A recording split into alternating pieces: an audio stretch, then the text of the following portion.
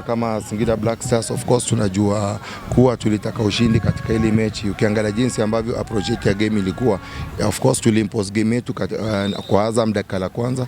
Ukiangalia zile dakika tatu la mechi kianza, tulikuwa na kona mbili, na of course hapo awali nisema pia Singida Black Stars tuko na stronger katika set pieces, hatukuweza take advantage zile dakika tatu za kwanza za mechi. Ukiangalia tukimaliza hayo kwa development ya mechi ya kipindi cha kwanza, dakika la 7 tulikuwa na big chance ya kuconvert into goal katika eneo ya 6 penalty area. Hiyo ni dakika ya 7, dakika ya 14, dakika ya 33 na dakika ya 48. Hizi ni kipindi cha kwanza ambao sisi tungeweza kupanishwa pinzani wetu. Unaambiwa katika football momentum ikikuwa upande wako lazima ulitumie.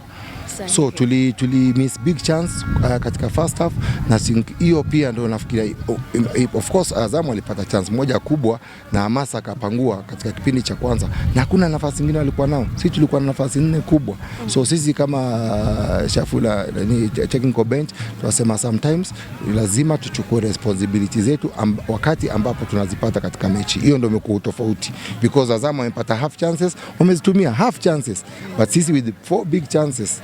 Yeah. Mwalimu, ukitazama zile timu zote kubwa zimekuja hapa Singida na zimeondoka na alama 3. Zungumzia Yanga, Simba pamoja na Azam. Kwenye zile timu 4 kubwa Tanzania ni pamoja na Singida, lakini mmeshindwa kutamba mbele ya timu hizi zingine 3 ambazo pengine mnakaribiana uwezo.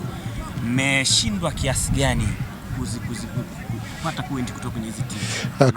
Kitu muhimu sana, lazima ugundue kuwa kila timu katika NBC Premier League ni pointi 3. Kwa hivyo tunaheshimu timu zote. Kwa mechi ambazo tumepoteza, ni jukumu letu kufanya ile kitu ambayo inaitwa comeback, kwa sababu sisi azimio yetu bado ni kurudi kucheza katika CAF football, which tuko na possibility number 1 kumaliza top 4, number 2 kuweza kwenda katika CRDB Cup finali, na kwa inshallah kwa majaliwa Mwenyezi Mungu kulishinda. Kwa hivyo kwa muda huu sitapani kama coach. Situation ni some games utaweza kupoteza, some games utakushinda. Reality saizi ni kutoka hapa mahali tupo, how do we bounce back? Yeah, of course kuna zile unaita derby games ziko na pride yake, but reality ni all of them ziko na point 3, and that's why today mimi niko concerned sana na reality ya tumepata 4 big chances in front of the goal. Nafikiria jinsi ambavyo nasema kila siku, mechi muda mwingine inaweza kuwa 4-2, inaweza kuwa 5-2, inaweza kuwa 3-2. So hii ndio reality ya mechi. So kwa sasa hivi tumepoteza.